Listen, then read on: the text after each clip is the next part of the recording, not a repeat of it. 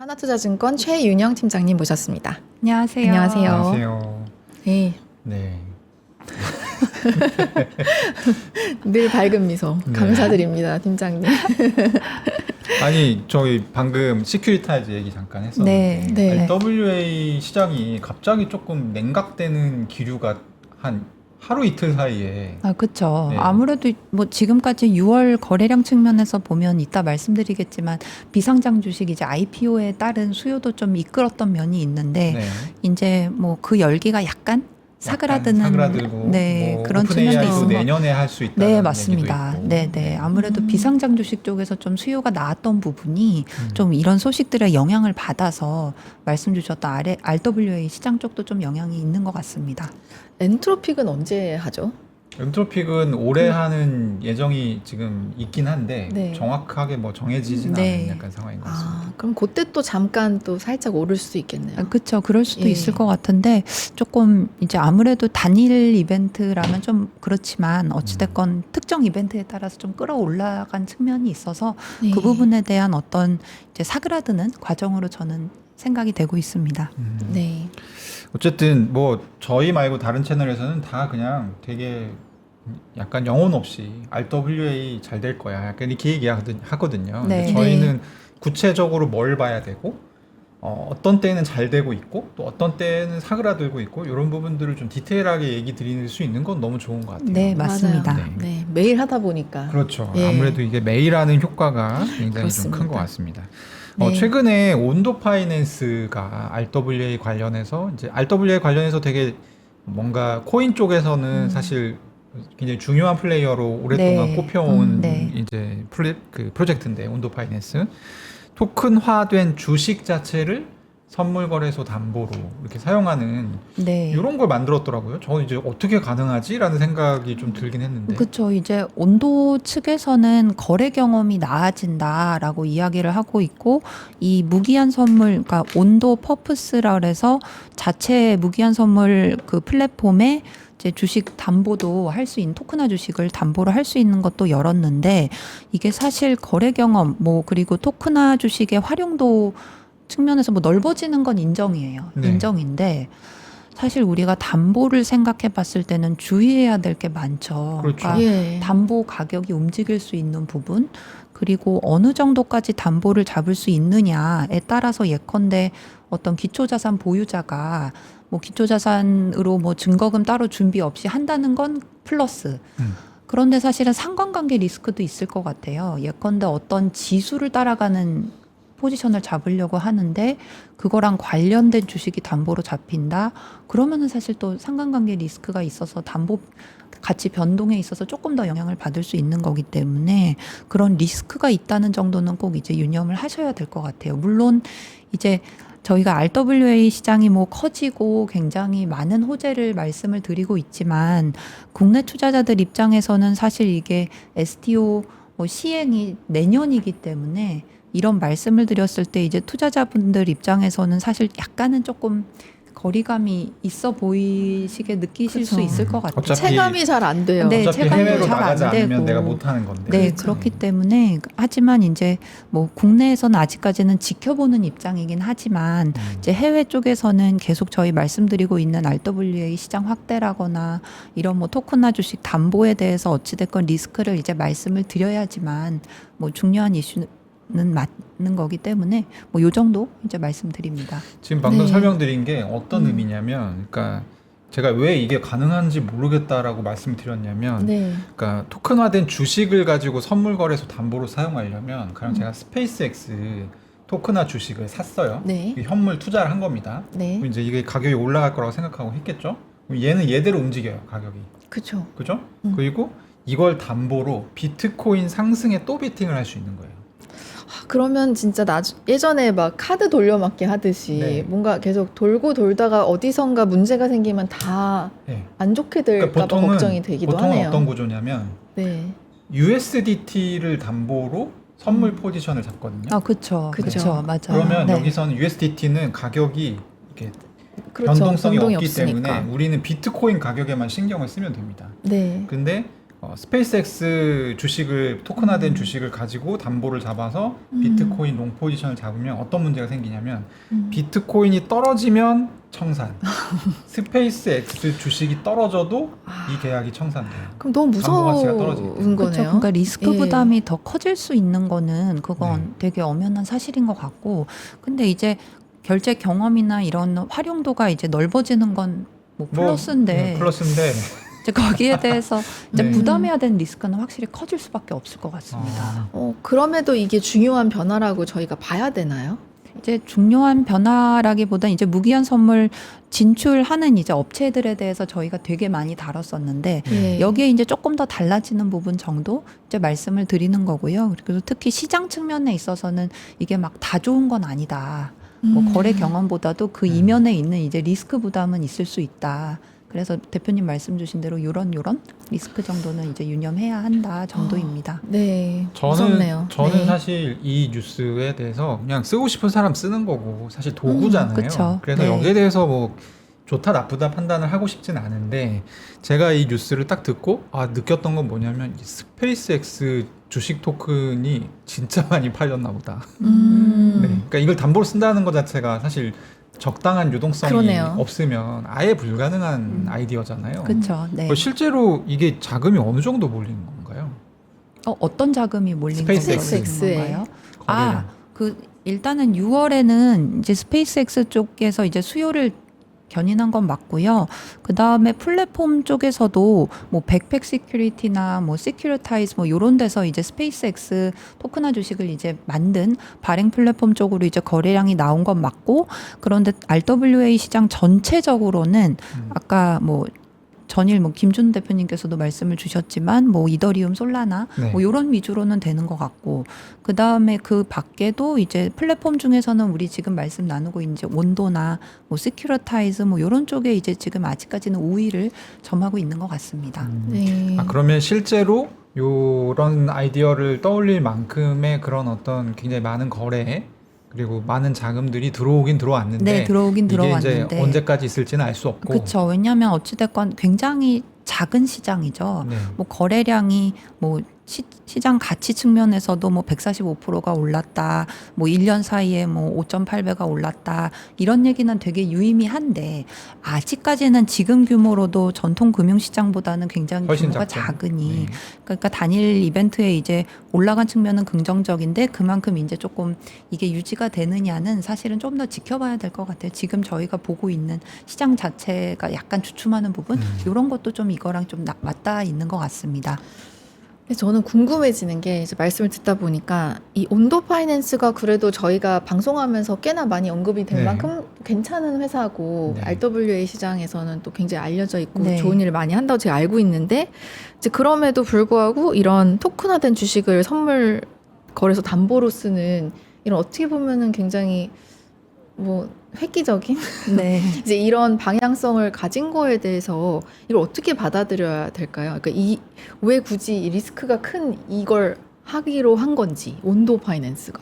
아까 대표님 말씀하시는 네. 부분이랑도 되게 연결이 되는 것 같아요. 어찌됐건 그만큼 이제 시장에 대한 관심도도 커지고, 스페이스X라는 굉장히 시장에서 소위 핫한 종목을 중심으로 토큰화를 했는데, 네. 거기에 대한 인기가 실제로 상당히 많이 나왔고, 그렇죠. 그렇기 때문에 이런 어떤 상품에 대해서 조금 더 활용하려는 이제 니즈가 조금 나오게 된 게 아닌가라고 생각이 네. 드는데, 이제 계속 강조드리는 게, 이게 뭔가 활용도가 높아지는 거랑 이게 뭔가 리스크 부담이 없는 거, 이거는 절대 아니다. 그만큼 이제 리스크를 부담해야 되는 부분이 되게 커지는 거다. 이 정도 저는 말씀드리고 그렇기 싶습니다. 때문에 사실 또 지속 가능한 성장 부분하고도 그렇죠. 네, 관련이 연결이 돼 있는 것 같습니다. 관련성이 조금 네. 떨어지는. 물론 이게 굉장히 잘 될 수도 있겠지만, 저희는 그쵸. 디지털 자산 쪽에 있었기 때문에 이런 네. 거보다 훨씬 신박한 상품들이 나왔다 지는 거를 되게 많이 봤거든요. 근데 중요한 게, 나왔다 졌다고 하셨잖아요. 네. 그러니까 그렇게 될까봐 걱정이 되는데, 그걸 왜 이 온도 파이낸스가 했냐라는 근데 게 항상 궁금한 거죠. 온도 파이낸스 입장에서는 네. 해서 대박이 나면 좋은 거고, 안 되면 많은 어쩔 수 거고, 없는 거고. 뭐 약간 이게 사업이라는 게 그런 거 그래요. 아니겠습니까? 네. 사실 그런 부분이 좀 있고, 그러니까 네. 소비자가 알아서 조심해야 됩니다. 판단을 해야 이거는. 된다. 네, 소비자 보 이런 게 알겠습니다. 좀 미약하기 때문에. 네. 그래서 저는 조금 관심 가져지는 게 저번에도 저희가 한번 대화 나눴습니다만 RWA 시장이 성장을 하는 과정에서 사실 주식 토큰은 거의 맨 마지막 네, 단계에나 있었던 거잖아요. 맞아요. 아직까지도 비중이 되게 낮은 편이고요. 근데 지금 네. 미디어 노출도라든지 아니면 뭔가 인플루언서들이 인용을 한다든지 그런 주목도는 굉장히 높아지고 있거든요. 그렇죠. 네. 이거 지금 어느 단계까지 지금 와 있다고 보시는 겁니까? 아직까지는 초기라고 말씀을 드리고 싶고요. 네. 그리고 규제 쪽에서는 이제 아무래도 발행사 주도로 되는 부분들, 그리고 수탁기관, 뭐 DTC 같은 데에서 주도적으로 되는 부분부터 이제 규제가 잡히는 건데, 네. 또 한쪽으로 생각해 보면 사실은 토크나 시장에 대해서 맨 처음에 시작한 건 어떤 블록체인 기반 프로젝트에서 가격을 추종한다거나 이런 식으로 좀 되는 거고, 그거에 대해서 조금 더 활용도가 높아지는, 그러니까 약간 이면적인 것 같아요. 그러니까 한쪽에서는 규제 쪽에서 그러면 이제 뭔가 토큰 보유자 권리까지도 해주는 이제 좀 적격이라긴 좀 뭐하지만 정말 주식이라고 할 수 있는 토큰이 발전되는 거고, 다른 네. 한쪽에서는 아직 초기지만 기존의 주식 시장을 발전시켜 왔던 플레이어들이 뭔가 온도처럼 뭐 주식을 뭔가 담보로 활용도도 좀 높여보고, 네. 좀 그래도 시장에서 핫한 스페이스X 같은 애들을 토큰화해서 뭐 가격 익스포저나마 좀 투자자들이 따라갈 수 있게끔 뭐 이런 거를 만드는 활용도가 조금 높아진다 정도로. 근데 아직은 초기 시장이다라고 말씀드릴 수 있을 것 같아요. 네. 그렇군요. 저희 7월 1일 날, 지난 7월 1일 날 좀 네. 다루긴 했었어요. 살짝 저희 방송에서도. 네. 그 미카 법안에 또 되게 중대한 이런 발표 같은 것도 있었고, 또 분기점이 있었는데, 그럼 현재 지금 유럽 상황은 또 어떠한가요?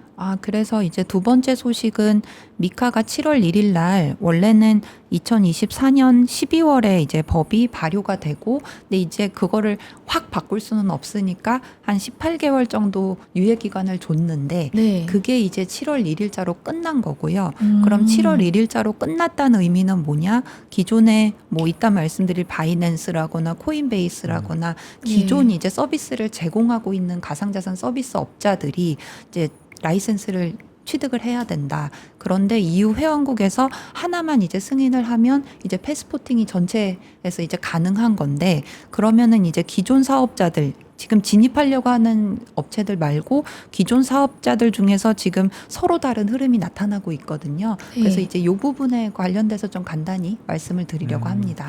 저는 네. 이게 기사가 굉장히 많이 났는데 네. 조금 의아했던 건 뭐냐면, 말씀하셨다시피 미카는 사실 일찌감치 이제 통과가 돼서 시행을 앞두고 있었고, 그 네. 몇몇 조항에 있어서의 어떤 그런 부분들이 유예가 됐었던 거잖아요. 네, 네. 그 족쇄가 이제 풀려서 완벽한 풀 패키지가 7월 1일부터 적용이 되는 건데, 제가 알기로는 이게 일단 첫 번째, 네. 그러니까 규제에 대한 어떤 기업 단위에서의 대응, 이런 부분들을 사전에 다 좀 어느 정도 교통 정리를 기업들이 했던 걸로 알고 있고, 네. 두 번째는 유럽에서의 어떤 디지털 자산 특히 사용자가 숫자가 우리가 생각하는 것보다 그렇게 많지가 않다. 그쵸. 많지는 않죠. 네. 전체 비중이 뭐 거래량도 뭐 사실 전체 기준에서 크지는 않은데, 네.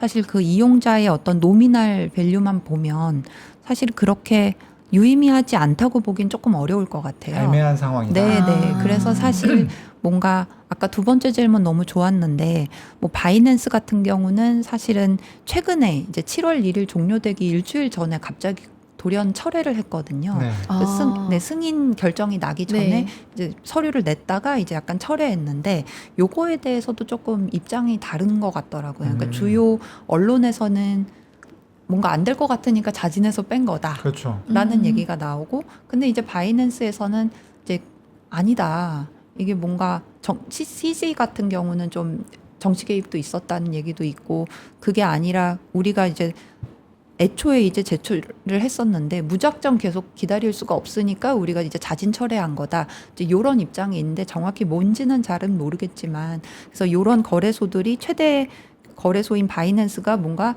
발을 빼게 되는 것처럼 되니까 네. 기존 거래소들도 뭔가 이용자 유치라거나 뭐 OKX나 코인베이스 같은 경우는 유럽 대상으로 뭐 예치금 규모마다 보너스를 준다.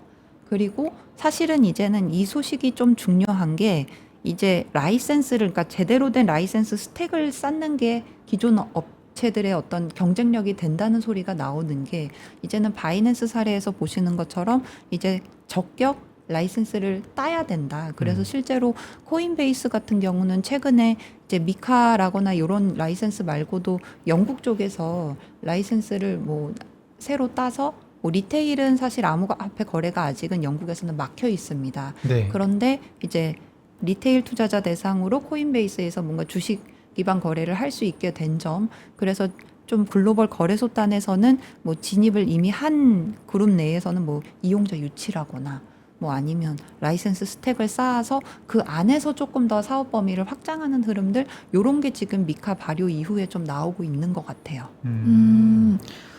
그 사실 이제 그 18개월의 유예 기간을 줬다고 하는데 왜 하필 일주일 전에 철회를 한 건지도 약간 궁금하거든요. 왜냐하면 그 네. 전에 충분한 시간이 있었을 텐데 왜 안 철회를 하더라도 뭐 그 전에 거기에도 할 수도 좀 있었을 것 같은데요. 맞아요. 근데 여러 가지 이유가 있는데 사실은 대표님도 잘 아시겠지만 네. 그 바이낸스 이제 대주주 이슈도 있고 뭔가 자금 세탁에 대한 그런 거를 좀 되게 타이트하게 가져가는데 그거에 네. 대한 준비는 이제 충분히 했겠지만 사실은 그 과정을 상세히 설명한 거랑 그 이력에 대해서 뭔가 당국을 이제 설득하는 거는 조금 다른 이슈라서 그런 거에 따라서 좀 철회를 한 것 같은데 이제 바이낸스 입장은 우리 완전히 발 빼는 거 아니다. 어찌됐건 라이센스 계속 추진을 할 거고 뭐 어디서는 프랑스를 타겟으로 할 거다 이런 말도 있고 예. 뭐 기존에 지금 그리스를 상대로 이제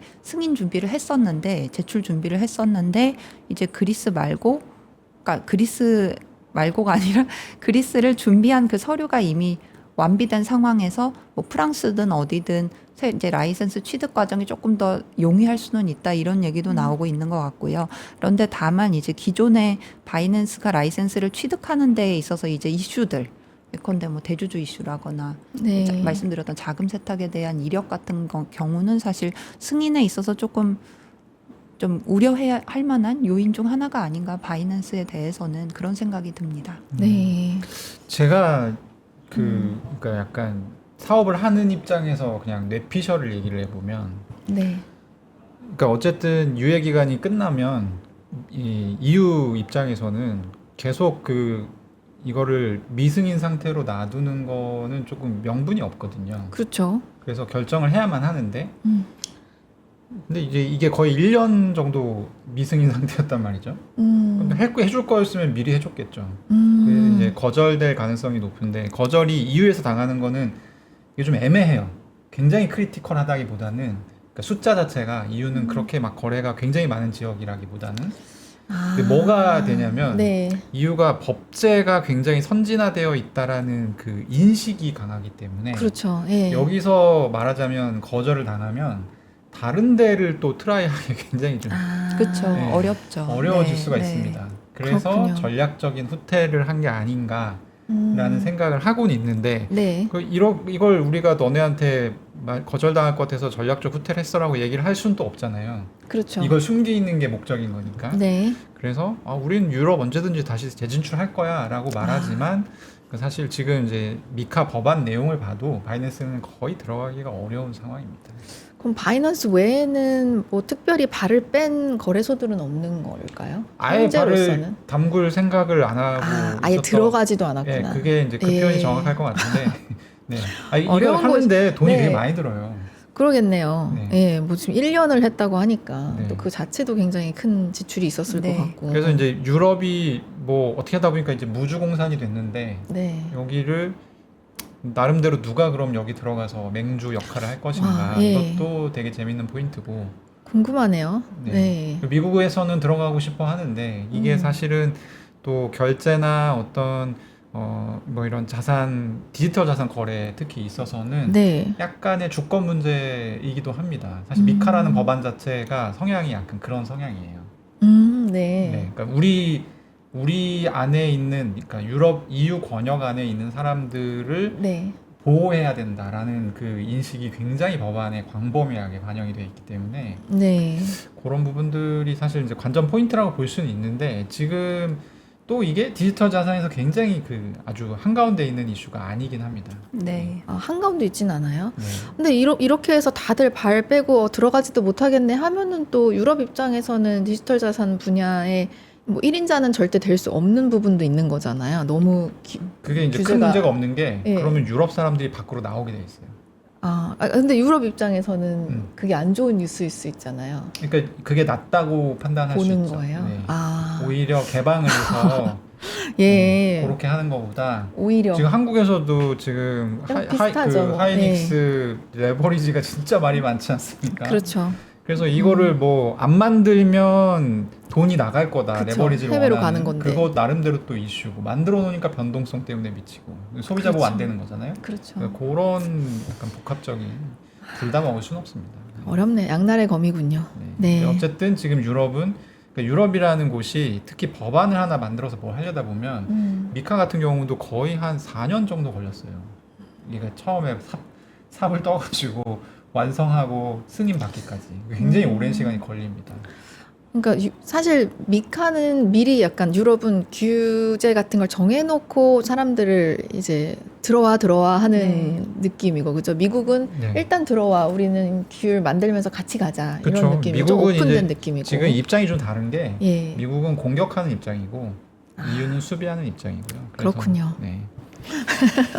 어렵네요. 약간 이런 상황입니다. 예. 저희는 미국 쪽 규제가 조금 더 이제 시장에도 영향을 많이 미치고 저희의 상황하고도 왜냐하면 저희 수비해야 되거든요. 저희 수비죠. 미카가 없기 예. 때문에. 그래서 이제 미국 쪽 사례가 좀 중요한데 최근에 혹시 조금 관심 가지시는 부분이 있으십니까? 관련해서? 일단은 미국 쪽에서 그 최근에 어젠가요? 이제 폴 애킨스 SEC 위원장이 이제 레귤레이션 아젠다를 만들겠다. 네. 근데 레귤레이션 아젠다에 뭐 예컨대 가상자산 관련된 게 되게 많이 포함이 돼 있어요.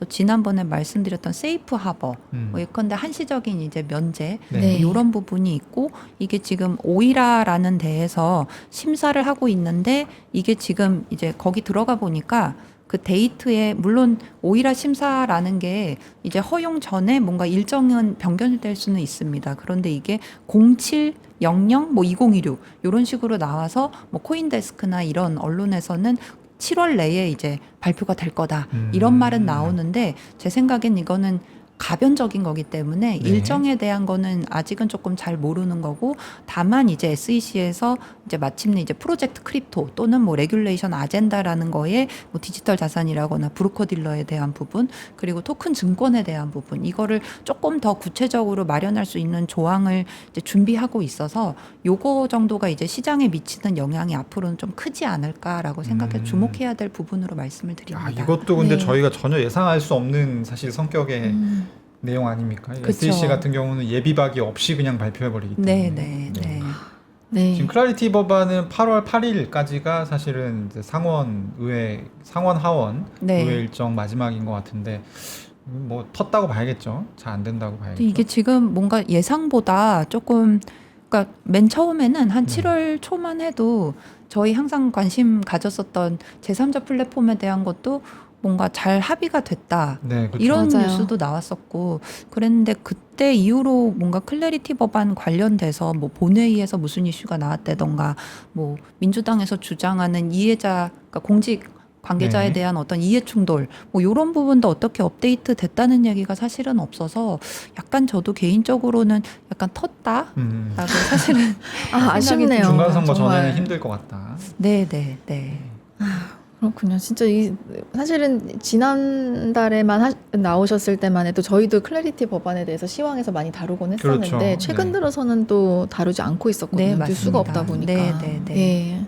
그러면은 좀 오늘 얘기랑 같이 종합해 보면 네. 비트코인 가격이 상승할 수 있는 뭐 이제 비트코인 가격이 워낙 낮은 수준에 있으니까 뭐 낮은 가격이야말로 사실은 매수세가 붙을 수 있는 되게 좋은 조건이잖아요. 그래서 언제든지 상승할 수는 있겠지만 어쨌든 구체적인 모멘텀은 저희가 클래리티 법안으로 봤었는데 네. 현재 상황으로는 점점 좀 쉽지 않은 쪽으로 가고 있고 네. 이게 사실 오늘 7월 9일이거든요. 네. 다음 주에 이제 7월 13일부터가 아마 미국 상원의회 이제 다시 일을 하기 시작하는 타이밍이고 15, 16의 하원에서 청문회가 있는 것으로 알고 있습니다. 요거가 이제 분수령이 될 것 같고 그렇죠. 네. 거기 통과됐는데 별게 없다. 아주 획기적인 뭔가가 네. 없다. 그러면 그러면 일단 이제 약간 좀 늦어진다. 우리 늦어진다라고 생각을 네. 하는 게 맞을 것 같고요. 네. 네. 그리고 이제 하반기에 엔트로픽이 상장을 할 예정인데 언제 할지는 알 수 없지만 한다라고 하면 그때 주식 토크나 시장이 또 반짝할 수는 있을 것 같고 네. 맞습니다. 뭐 그거 말고는 사실 이제 디지털 자산 쪽에는 아주 구체적인 모멘텀은 좀 쉽지 않다고 봐야겠네요. 네, 맞아요. 그리고 사실 한 가지 더 붙여 말씀드리고 싶은 부분은 이제 코인 가격에 대해서도 좀 우려하시는 분들이 많으실 것 같아요. 네. 그런데 뭐 ETF 자금이라거나 CME 선물을 항상 강조해서 말씀을 드리는데 아직까지는 지금 대표님 말씀 주신 것처럼 디지털 자산 내에 뭔가 호재가 없는 상황, 그리고 ETP에서 지금 자금이 6월 내내 빠졌거든요. 네. 그런 부분도 조금 네거티브하게 좀 작용하고 있는 것 같은데 아, ETP라 하시면 미국 말고도 다른 네, 글로벌리 글로벌도 저희 보고 있는데 그게 이제 6월에 한 5주간 계속 빠졌거든요. 네. 그렇기 때문에 그런 부분도 조금 좀 가격 측면에서는 이제 ETP 그리고 CME 선물. 그러니까 물론 CME 선물 같은 경우도 굉장히 좀 뭐 레버리지 뭐 축소 뭐 이런 얘기도 나오는데 아직까지는 관망이라고 저희는 보고 있기 때문에 이런 요소들도 좀 시장에 좀 가격 측면에서는 좀 영향을 주지 않나라고 말씀을 드립니다. 아주 급하게 저희가 뭐 당장 올라갈 것 같이 생각할 필요까지는 없다. 네, 네, 네. 그렇군요. 알겠습니다. 네. 이 규제를 잘 보면 또 이런 인사이트가 나옵니다, 여러분. 규제 얘기하면 좀 지루해하시는데 저는 굉장히 중요하다 생각합니다. 맞습니다. 네, 최윤영 팀장님 모시고 말씀 나눠봤습니다. 말씀 네, 감사합니다. 감사합니다. 감사합니다.